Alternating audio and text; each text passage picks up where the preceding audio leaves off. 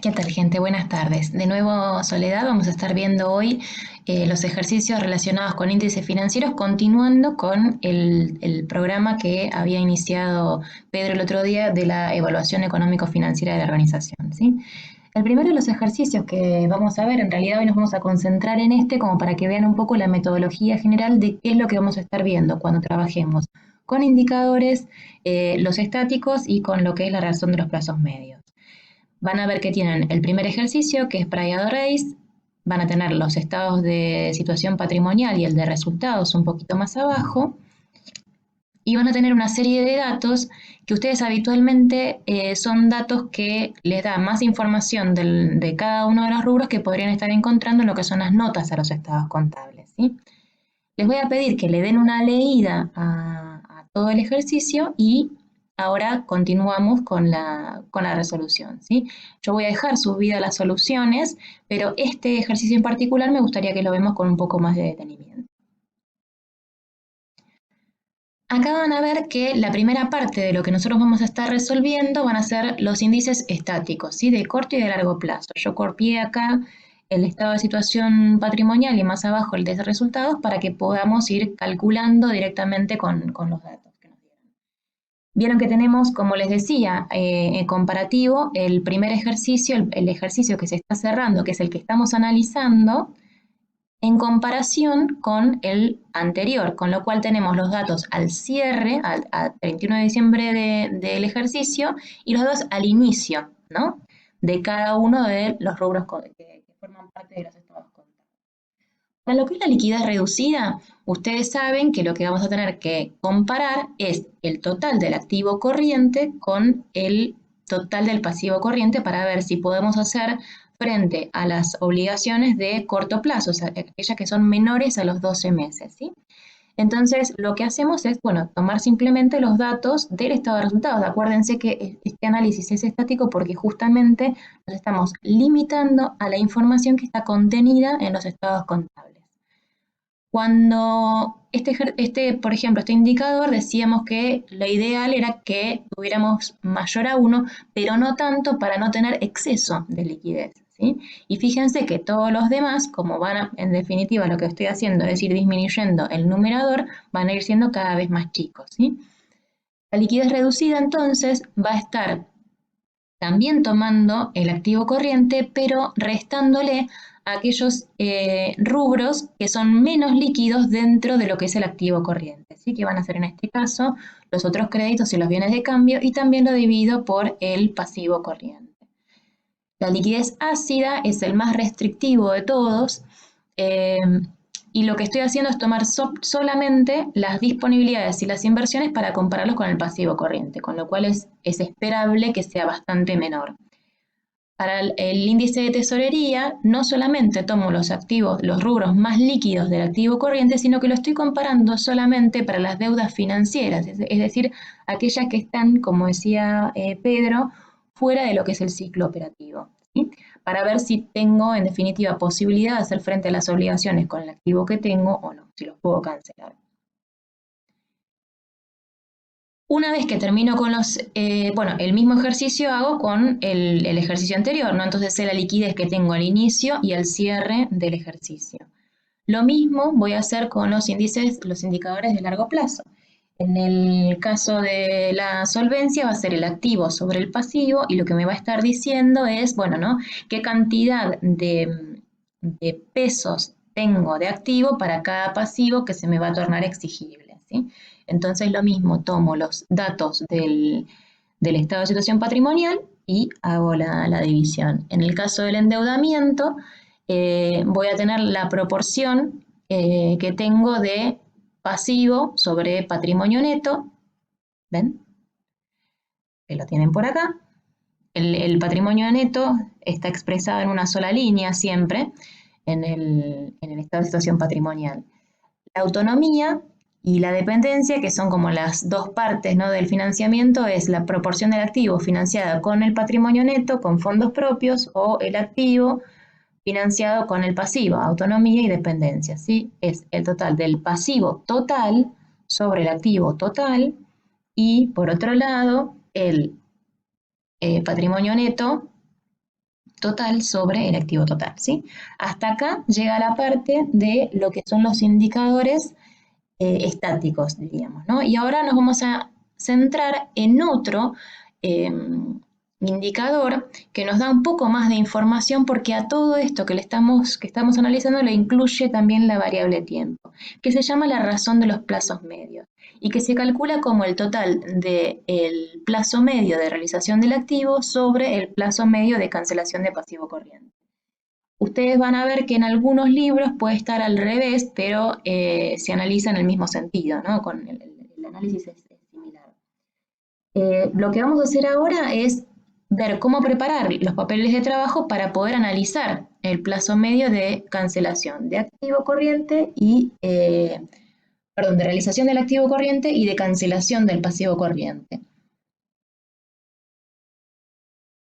Como en todo análisis, cuando nosotros analizamos el plazo medio de realización del activo corriente, lo primero que tenemos que hacer es saber qué es lo que estamos buscando, ¿no? Cuando nosotros hablamos de realización con respecto a activos, nos estamos refiriendo a cuánto tiempo tarda en convertirse en efectivo cada uno de los rubros, ¿sí? Otra cosa muy importante es saber siempre en qué lugar, en qué momento estoy parado, ¿sí? Desde dónde estoy haciendo el análisis. Cuando estoy haciendo el plazo medio de realización del activo corriente, estoy parado al cierre del ejercicio en cuestión, ¿sí?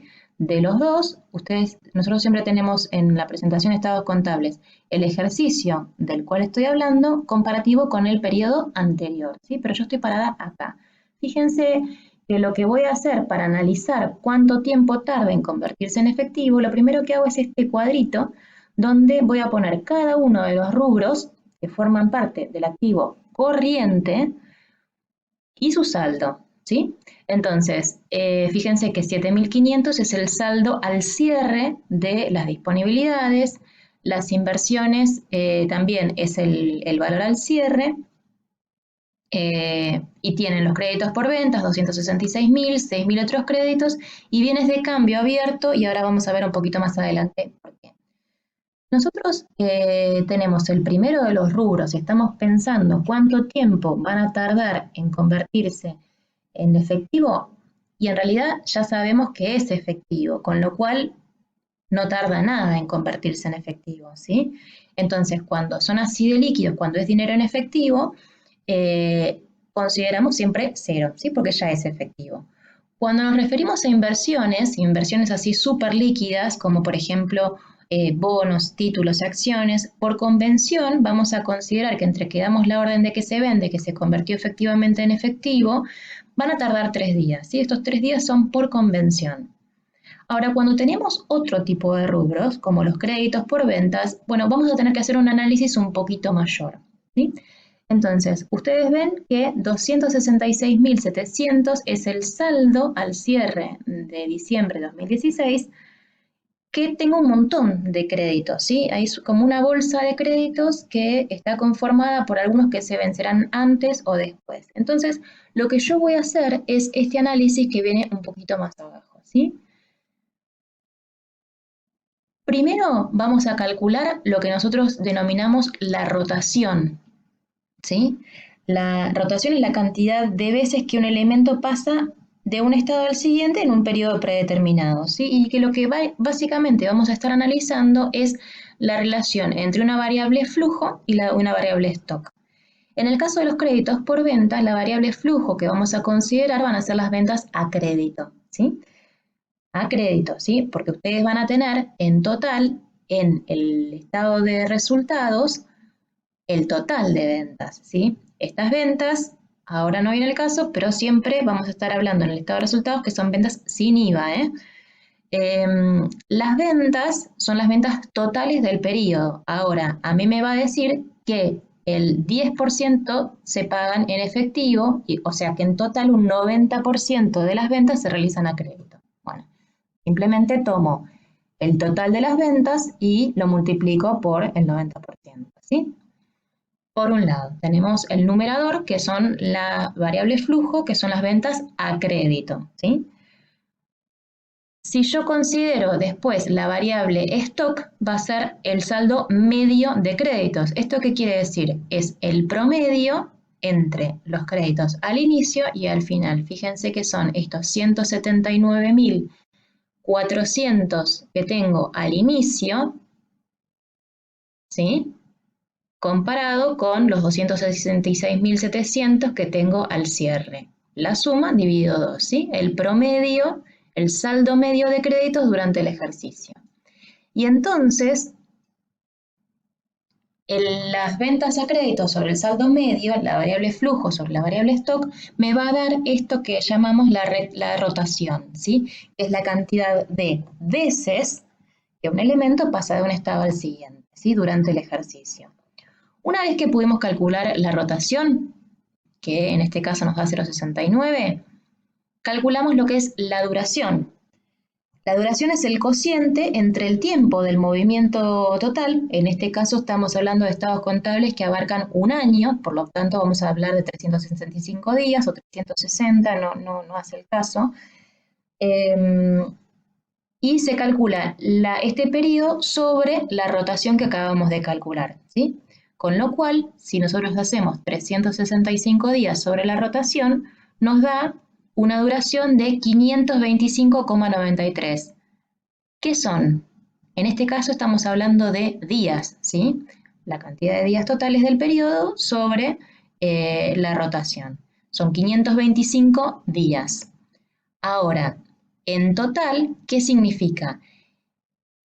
La duración de los créditos por ventas van a ser el total desde que yo vendo la mercadería hasta que la cobro, ¿sí? El periodo de vida del crédito, desde que se vende, desde que se realiza la venta, perdón, no se realiza, no, se ejecuta la venta, se perfecciona la venta, hasta que la cobro, ¿sí? Es el periodo de vida del crédito.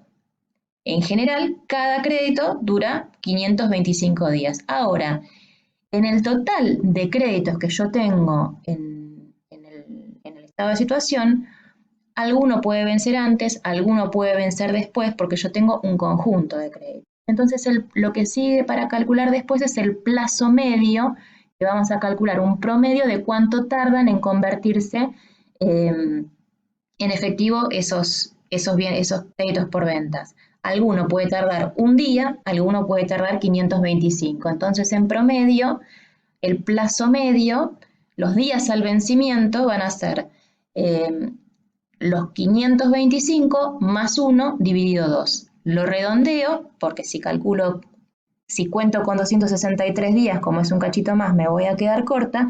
Entonces, redondeo en 264 y yo voy a decir que en total este conjunto de créditos por ventas tiene un promedio de vencimiento de acá al vencimiento de 264 días. ¿Se comprendió? Cualquier cosa, por favor, me hacen una pregunta y lo respondemos en el foro, ¿sí? Ahora vamos a analizar lo mismo, pero con respecto a los bienes de cambio, ¿sí? Los otros créditos los vamos a dejar para un ratito más adelante. Cuando nosotros analizamos los bienes de cambio, lo que vamos a considerar es lo que dice en el enunciado. Fíjense que les avisa que tienen dos productos, la línea A que se vende de contado y que representa el 80% del stock al cierre, y la línea B que se vende a crédito y que representa el 20% de los inventarios, ¿sí? Con esta información nosotros vamos a analizarlo por separado. Por un lado van a tener acá, ¿ven? ¿Sobre qué saldo? Sobre el saldo de 119.400, el 80% y el 20% dividido, ¿sí? 80% acá, los bienes tipo A, y 20% los bienes tipo B, ¿sí? Vamos a hacer un análisis similar. Entonces, en este caso, la variable flujo que vamos a considerar es el costo de venta. ¿De dónde saco el costo de ventas? Del estado de resultados. Fíjense que es el costo de las mercaderías vendidas, de los servicios prestados, como lo llamen en cada caso. El saldo medio de los bienes de cambio también se analiza de la misma manera que lo hicimos anteriormente. Fíjense que es 135.900 es el saldo al cierre del ejercicio anterior, más el saldo al cierre de este ejercicio, dividido 2, es el stock medio de bienes de cambio que voy a estar considerando, ¿sí? Hasta ahora estoy analizando los bienes A y B todos juntos, ¿sí? Entonces, con estos datos puedo considerar la rotación de todos los bienes de cambio. ¿Qué significa cuando yo estoy considerando la rotación de un bien de cambio? Es, siempre seguimos buscando cuánto tiempo tarda cada rubro en convertirse en efectivo, ¿verdad? Entonces, cuando hablo de bienes de cambio es entre el momento de que lo pongo a la venta y el momento que se vende efectivamente ese bien de cambio. Hasta ahí estamos llegando en este momento con la rotación, ¿sí? La rotación, ustedes se acuerdan que es la cantidad de veces que un elemento pasa de un estado al siguiente en un determinado periodo. Esa rotación, en este caso, nos da 0,80. Para calcular la duración, vamos a hacer lo mismo que hicimos anteriormente, considerar el periodo total que estamos considerando, van a ser para todos los rubros lo mismo, no si estoy hablando de estados contables que analizan un año, serán 365 días o 360, el semestre serán, si los estados contables son semestrales, en todos los rubros voy a estar considerando 180 días y así sucesivamente, ¿no? Tienen que estar atentos a qué periodo estoy considerando en los estados contables. En este caso, la duración es de 451 días, ¿sí? ¿Qué quiere decir? Que entre que yo pongo a la venta el bien y efectivamente se vende, pasan 451 días. Ahora, en el caso de los bienes A, ese plazo va a ser que en el momento que se vendan yo recibo efectivo, o sea que se convirtieron precisamente en efectivo. Pero sin embargo, los bienes B, que yo los estoy vendiendo a crédito, voy a tener, o sea, en ese momento, ¿qué pasa? Se convierten en ¿qué? En créditos. O sea, se convierten en créditos y tengo otro periodo para que se conviertan en efectivo. Con lo cual, si yo calculo los días promedio que tardan en convertirse en efectivo los bienes A, voy a tomar esta duración, que como dijimos es para cada uno de los bienes entre que se pone a la venta y efectivamente se vende, como se vendió en efectivo, cada uno tarda 451 días en venderse, ¿sí? En convertirse en efectivo.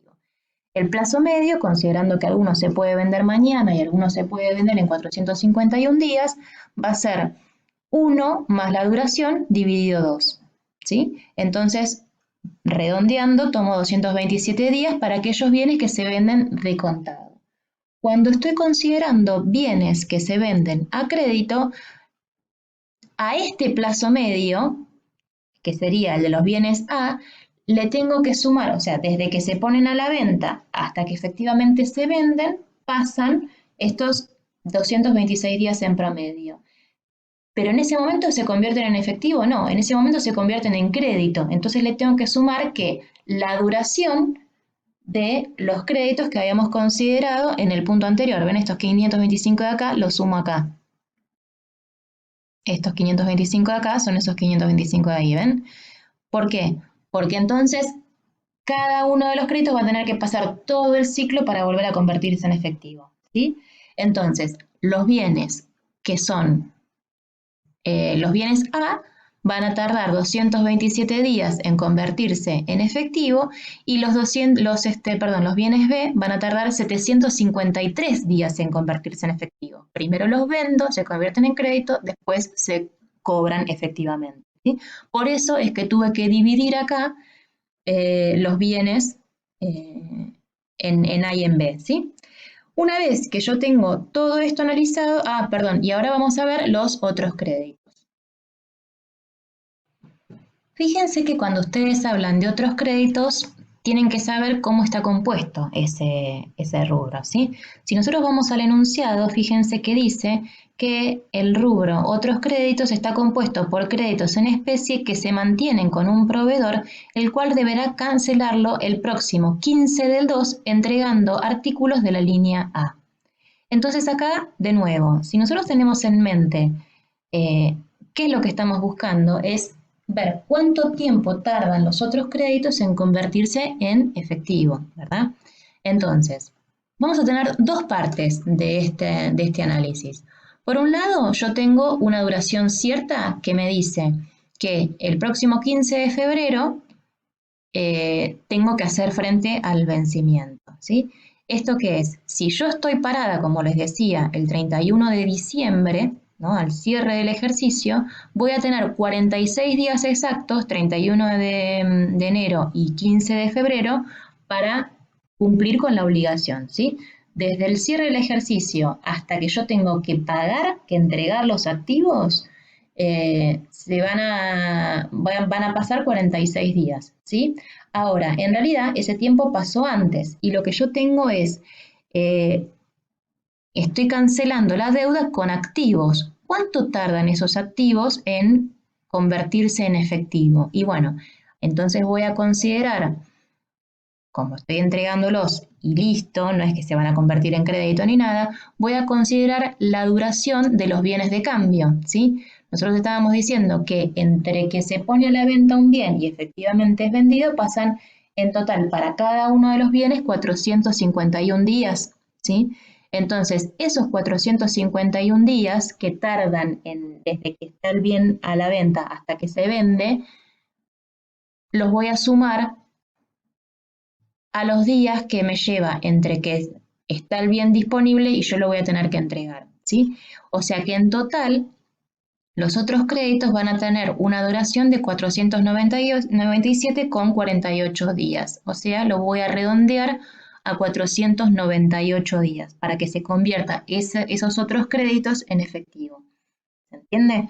Entonces, ese es el valor que yo voy a poner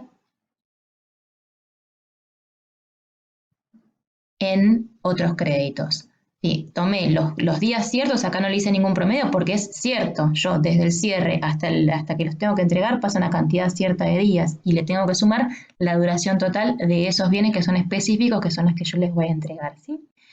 Una vez que yo tengo analizado todos los rubros del activo, fíjense un detalle muy importante que a veces no lo tienen en cuenta, pero obviamente, ahora parece obvio, pero en un parcial, fíjense que la suma de todos los rubros del activo corriente tiene que ser igual a la suma del activo corriente del ejercicio que estoy cerrando, ¿sí? Entonces, tengo todos los rubros analizados, los días al vencimiento de cada uno de estos para ver cuándo se convierten en efectivo, y el paso siguiente que voy a hacer es multiplicar. Multiplicar el saldo por la cantidad de días, ¿sí? Saldo por días y van a tener una tercera columnita que es la que van a tener acá, ¿sí? Cada uno de estos por los días, ¿sí? Fíjense. Entonces, acá lo mismo y así. Una vez que termino de multiplicar todo, esta suma yo ya la tenía y voy a sumar la columna de saldo por días, ¿sí? Es la suma de todo esto. Una vez que tengo la suma de todo eso, lo que voy a hacer es dividir el saldo por días sobre el saldo. Nada más y nada menos que un promedio ponderado, ¿sí? Entonces, una vez que tengo eso, ¿qué voy a tener? Si yo tengo acá en el numerador saldo por días y lo divido sobre saldo, lo que me quedan que son días, ¿sí? Entonces tengo un plazo promedio de realización, es decir, que se convierten en efectivo los rubros del activo corriente de 278 días, ¿sí? Este es el promedio de días que necesito para que todos estos activos, perdón que estoy insistente, ¿no? Pero el tema es ver para qué lo estamos haciendo. ¿Por qué? Porque esto mismo lo voy a tener que comparar con un análisis similar que voy a hacer con los rubros del pasivo. La diferencia es que ahí voy a estar viendo cuándo se me convierten en exigibles, cuándo los tengo que efectivamente pagar. Entonces tengo que comparar en cuánto tiempo tengo el dinero contra en cuánto tiempo tengo que efectivamente desembolsar ese dinero para hacer frente a las obligaciones, ¿sí? Ahora vamos a hacer un análisis similar, pero con el pasivo corriente, ¿sí? Entonces lo primero que hacemos es armar una tablita similar a la que hicimos con el activo, ¿sí? Donde vamos a poner todos los rubros del pasivo, el saldo, los días al vencimiento y el saldo por día, lo mismo, ¿sí? Entonces, ¿qué rubros vamos a considerar? Y los que tengamos en el pasivo corriente. Vamos a ver.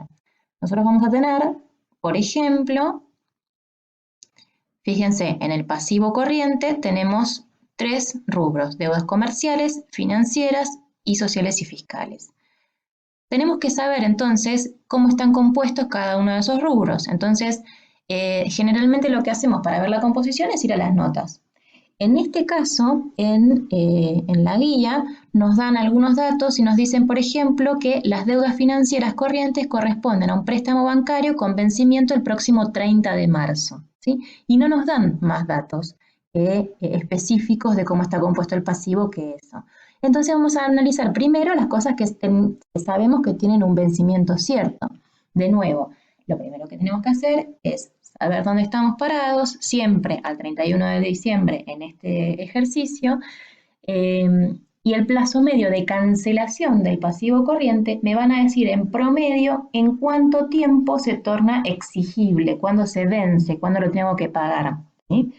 Entonces, dijimos, vamos a empezar por los datos que tenemos ciertos, las cosas que sabemos que tienen un vencimiento cierto. Por ejemplo, las deudas financieras, como todas corresponden a un préstamo financiero que vence el 30 de marzo, yo cuento la cantidad de días que tengo al vencimiento y ese es el vencimiento cierto, ¿sí? Si tuviera distintos vencimientos ciertos, lo abro de acuerdo a cuántos vencimientos ciertos tengo para cada cosa, como van a ver en otros ejercicios que les plantea más adelante en la guía. El resto de las obligaciones van a ser de nuevo como una bolsa, ¿no? Como todos los activos, como es un conjunto de deudas que se vencen y no tengo un plazo cierto, como en el caso del préstamo. Con lo cual lo que voy a hacer es otra vez calcular la rotación, la duración y los días al vencimiento. Para poder calcular la rotación, ustedes, como vimos hace un ratito, van a considerar una variable flujo en relación con una variable stock.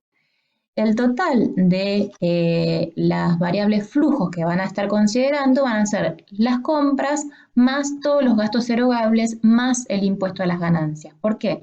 Porque tienen deudas comerciales son deudas con proveedores, sociales, que son las deudas de cargas sociales, sueldos, etcétera, y fiscales, que son todas las que ustedes tengan relacionadas con impuestos, ¿sí? Entonces, todos los gastos que ustedes puedan tener en el estado de resultados vinculados con eso van a ser la variable flujo que van a estar considerando. Ahora, ¿van a considerar el costo de mercaderías vendidas? No, ustedes lo que tienen que, el dinero que salió es el dinero de las compras, ¿sí? Entonces, para poder calcular las compras, el total que ustedes desembolsaron por compras, que es esto 86.700, nos vamos a remitir a la fórmula básica de costos de mercaderías vendidas, que nos dice que es igual a las existencias inicial más las compras menos la existencia final, acá menos la existencia final. Entonces, tenemos el costo, que nosotros vimos que lo habíamos sacado acá mismo del estado de resultados, 103.200. ¿Van a tener la existencia inicial? Y sí, porque ustedes saben que tienen en el estado de situación patrimonial la existencia inicial y la final de bienes de cambio, ¿sí? Inicial de 135.000 y final de 119.400. Entonces vamos más abajo y fíjense que tienen acá existencia final, existencia inicial. Por despeje le quedan las que son las compras, ¿sí? Aparte vamos a considerar lo que son los gastos erogables, ¿sí? Fíjense que decíamos de la variable flujo vamos a considerar por un lado las compras, los gastos erogables y el impuesto a las ganancias. Las compras ya las tenemos, los gastos erogables van a surgir ¿de dónde? También del estado de resultados. Fíjense que dice gastos operativos y vamos a considerar todo lo que no sean los financieros porque los financieros están relacionados con las deudas financieras, ¿sí? Entonces, los gastos de administración van a ser 3.440, de comercialización 8.600 y fíjense que la suma da 12.040. Ahora, también tienen que tener en cuenta, y por eso les digo que tienen que leer con atención el enunciado, que dice que el enunciado que de los gastos operativos el 30% corresponden a la amortización de los bienes de uso, con lo cual una amortización es un gasto que no es erogable, o sea, no me va a implicar salida de efectivo, con lo cual eso lo tengo que excluir.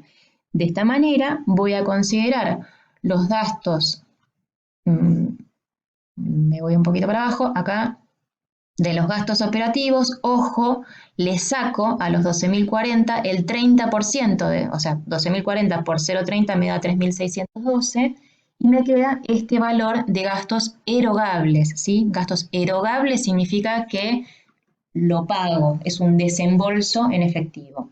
Le saqué lo no erogable, que son las amortizaciones. Y el impuesto a las ganancias, que como vimos recién, también está en el estado de resultados. Con lo cual, lo que voy a hacer es sumar estos tres conceptos de gastos erogables y tengo el numerador de la rotación que quería calcular. El saldo medio de las deudas, van a ver como hicimos hasta ahora, el saldo inicial de las deudas, el saldo al inicio, a ver si les marco acá. Ven los 19.500 y 3.600 que van a ver que es el saldo al inicio de el pasivo corriente, ven, ¿de qué? De las deudas comerciales y de las fiscales, ¿sí? Porque las financieras tenían vencimiento es cierto, entonces no tengo que hacer todo esto. Y el saldo al cierre, que son los 240 y los 41.400, ¿sí? La suma de todo eso dividido 2 me va a dar el saldo medio de deudas, que es 240.000. La rotación va a ser la variable flujo sobre la variable stock. Y me va a dar, en este caso, 0,45 veces, ¿sí? Cuando calculo la duración, la calculo de la misma manera, la duración que tiene que ser coherente con lo que estoy calculando hasta ahora. Estábamos analizando estados contables de un año, así que tomo 365 días, lo divido por la rotación y me da la duración, ¿sí? Una vez que tengo la duración, que se analiza de la misma manera que analizábamos los rubros del activo, voy a sacar la duración de cada uno de los pasivos. Ahora, en conjunto, todos los pasivos pueden vencer uno mañana o puede vencer uno dentro de 800 días. Entonces, la duración más 1 dividido 2 me dice que el plazo medio o los días al vencimiento son 405 días, que voy a calcular en 406. Y entonces pongo, tanto para las deudas comerciales como para las sociales y fiscales, voy a tomar 406 días. Y hago el mismo análisis que hice con el activo. La suma de todos los rubros obviamente tiene que ser igual al pasivo corriente, al cierre, fíjense, ven, 340, total pasivo corriente 349.170. Fíjense, eso es como un chequeo para que ustedes se den cuenta que no se olvidaron nada cuando están analizando.